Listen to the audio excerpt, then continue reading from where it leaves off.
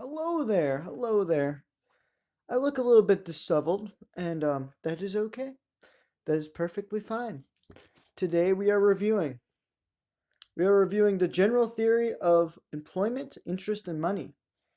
And I have to say right off the bat that this book was not a very easy read. I do not recommend this book. 3 out of 10. That's my short review on this book. But I'm going to talk about it because why the heck not? I'm going to make a book review. I might as well make a negative book review about this book. 3 out of 10. Why do I say that? So this guy is an economist, John Marquand Keynes. I don't know if I can see him. John Marquand Keynes, British economist, and he does not make this book easy to read at all. I don't understand why his theory got so popular as it did. He proclaimed himself not to be a socialist.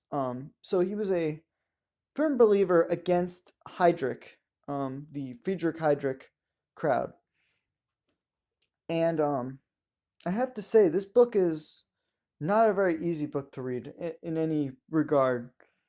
It was made by, I think, Basic Publishing. I could be wrong. Business Publishing. I don't know. BN Publishing. Okay. BN Publishing wrote it. But this guy wrote it in, I think, 1933. He wrote this book. So it was about 11 years before The Road to Serfdom. He wrote this book. And this is the most influential economics book for the modern day period, I would say. We are a neo-Keynesian empire of money in the United States. And so this book, I wanted to understand the neo-Keynesian mindset. And this is the Keynesian Bible, sort of, into this. His name's Keynes. I mean, he made the whole economic theory up.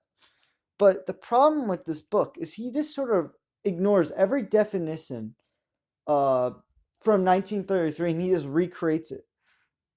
And he makes it into his own economic theory, which is very interesting. In that regard, he's a very, what do you call him? Creative. But his economic theory is wrong. You cannot stabilize a bubble. You just can't.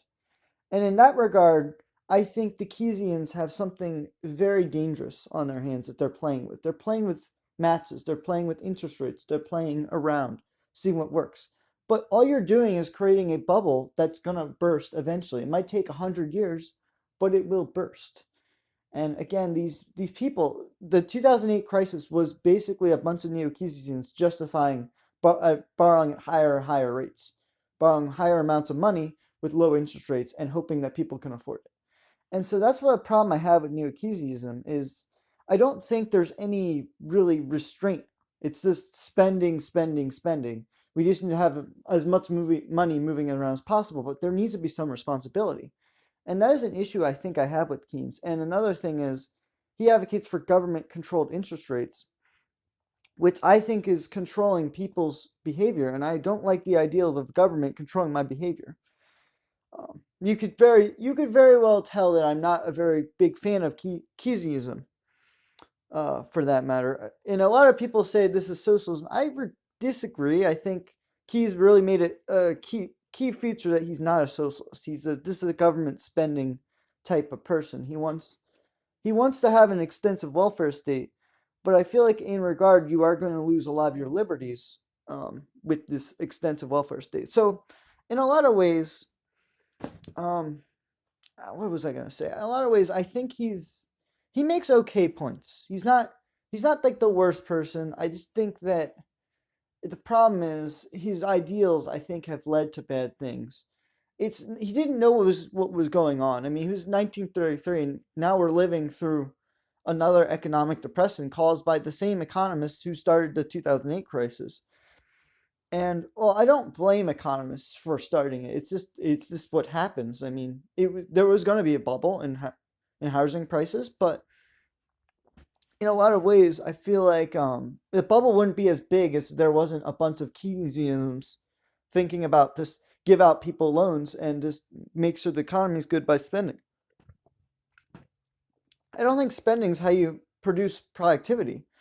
I generally disagree with that. If everyone is employed by the government, right, which is another thing he advocated for, was a lot more government spending and having a lot more government jobs, well, then you have no farmers privatized, and so there's no incentive. It's all third party paid. there's no incentive to make more farms or to make more crops when everyone's getting paid the same by the government. Or I don't know how the government would start. How would the government decide what's fair and what isn't fair? Like that was another criticism that Heydrich put in his book. Is does the government make things fair? And so, in a lot of ways, this book, well, I don't think he advocated for a lot of government jobs. I think he just advocated for control of interest rates. I do think that his theory later on in his life did advocate for government jobs. So he talks about the general theory is basically him talking about different what his theory is basically lower interest rates, up inflation, and I forgot what else.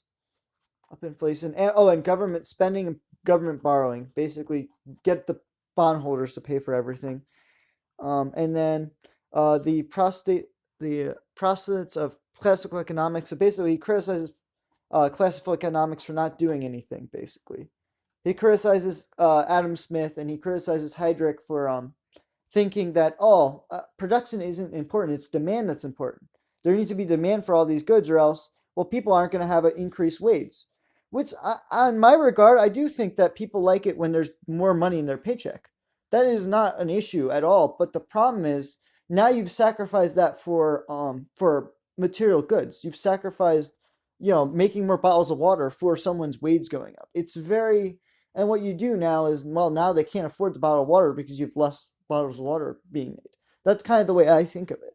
So in a lot of ways, he was more worried about the wage of the employee than the actual goods in the economy. And in that regard, and he was more important. He was more concerned about the demand of goods than the actual production of goods. And in that regard, makes John Keynes just such a weird economist. He was so much worried about the demand and the supply that I just can't think of him as a very good economist. I'm sorry, he just isn't. But again, reading that book, it is so incomprehensible. I don't understand why people liked that book so much. Like, I'm dyslexic, right? And so for me, reading this book was an absolute nightmare. The words in this book made absolutely no sense, and the terms he used were not right at all. For literally any economics person who studies macroeconomics would tell you that this book, a lot of the terms are wrong, even though they influence basically all the economists of today. It's just kind of strange. Like college courses teach this, but then if you go to like a course that Adam Smith or Friedrich Heydrich would have taught, it would have been completely different because they focus on the supply of goods more than the increase of wages. So in a lot of ways, I mean, yeah, there needs to be a compromise between Keynesianism and probably Austrian school of economics, but I don't know what economic thought that people always think more Keynesian because they're always worried about their money in a paycheck, not worried about the actual production of goods. And so in that regard, like Keynesianism has absolutely taken over the United States and it's destroyed California in such a I'm very impressed with how you could just decline of the society so quickly. It is impressive. What they can do. They can pump so much money into the real estate market, trying to help all these poor people, and eventually the next generation who borrowed all that money now has to pay for it, and they didn't realize they created a giant real estate bubble. It is fascinating to me that they care so much about demand, they're willing to sacrifice everything for it. Keynesians are so fascinating. They started the student loan crisis. They did all this stuff. You think about the last four presidents. They were all Keynesian. They were all Keynesians, and they made the student loan crisis worse for my generation.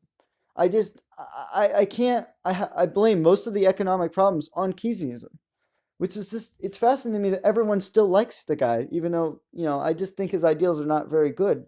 They're not based on reality. It's based on fiction. It's based on fake numbers. Not money's fake. The actual production of goods is real, and so I don't know, man. I think that his ideals will live on forever. People always like Keynesianism, but it's just the the Austrian School of Economics is just way better. The Chicago School of Economics is way better. Even though I disagree with the Chicagoans on their tactics, I think they've done a fantastic job on trying to explain why their economic school of thought is very good.